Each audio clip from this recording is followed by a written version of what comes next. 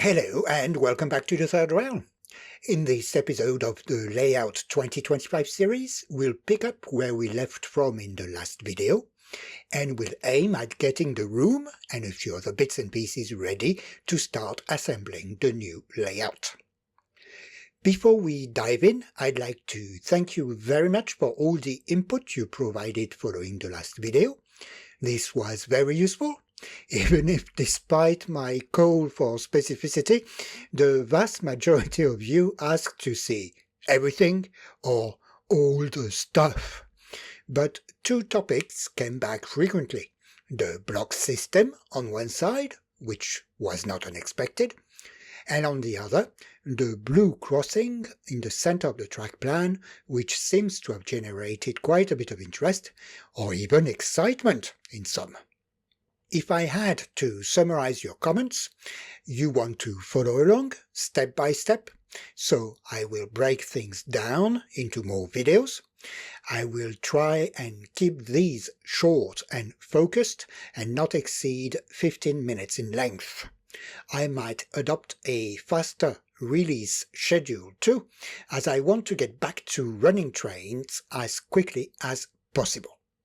This would be a good reason to subscribe and activate your notifications if you haven't already. Some of you asked about catenary. I do intend to install some, but this will be later in the year. The reason for this is that I usually give myself some time to iron out a few gremlins and familiarize myself with the operation of the layout. If it performs to my satisfaction, I will then proceed with the installation. And no, I won't lay grass mat or paint the baseboard green. Okay, let's see what I've been up to since the last video. I spent a few hours assembling frames and mounting my existing boards onto them. It wasn't difficult, but I was confronted with a few issues as I went along. They all had to do with size, or perhaps better said, measurement units. I don't own a car, which shouldn't be too much of a surprise, considering I'm using a garage as my train room, so I ordered all my wood online and I had it cut to size to save time. I used the measurements I found on stickers still attached to my boards as a reference to calculate the size of the frame elements. Filled with enthusiasm, I started by assembling a few frames, just to discover that they weren't a perfect fit when mounting the boards. Basically, I was dealing with a mixture of items cut in feet and inches to varying degrees of tolerances, with advertised measurements converted from imperial to metric, then rounded up. Additionally, the wood I ordered wasn't cut as neatly as I would have liked. The wood is square-edged as advertised, but the cuts weren't necessarily. I am not equipped with the right tools to be able to make fine adjustments, so I had to work with what I had and adapted my technique as I went along.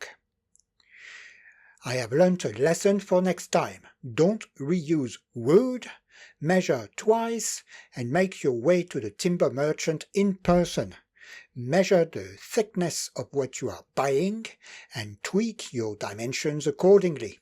Then check the cuts are as they should be if you are getting this done for you. With these annoyances, the end result is not perfect, but it is functional, and I should be able to work around the imperfections.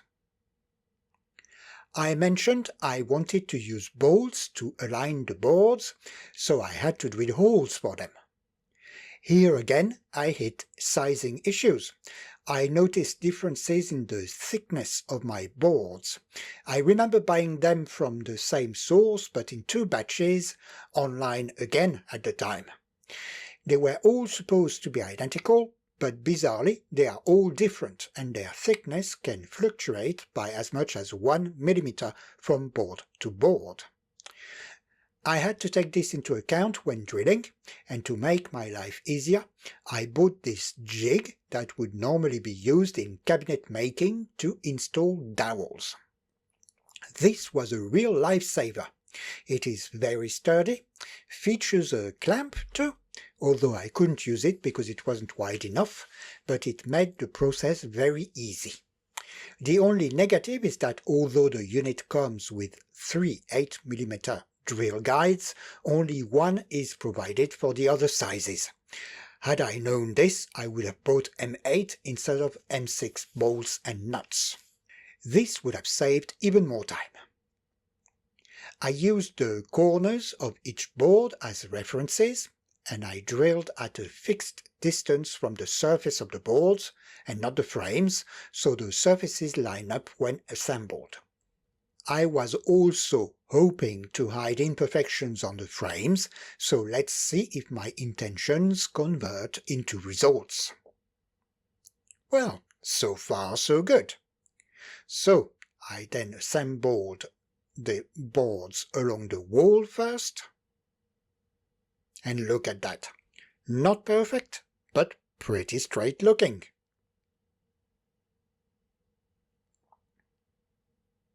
I made some smaller boards to maximize the space in the room too. So this one fit between two larger ones, with bolts on each side. And the result looks like this when fitted. After that, it was pretty much a lather, rinse, repeat type of thing. And here's the finished result. Now, the assembly wasn't that quick. It took me a day to put everything together, and this wasn't as plain sailing as I would have wished. The first few boards I made caused a few problems, and I had to swap a few around. I think I should have drilled larger bolt holes to give myself some wiggle room. But I'll know this for next time too. The result is straight and perfectly usable for my purposes though. I have one small board left, which I'll position when I lay the track in that area. One more thing to do is to start covering everything. This is to dampen track noises. I use EVA tiles, which you would find listed as yoga mats usually. I think these ones are 60 centimeters by 60 centimeters. And that is most of them done. What's left to do will need cutting to size. But everything is far too cramped now.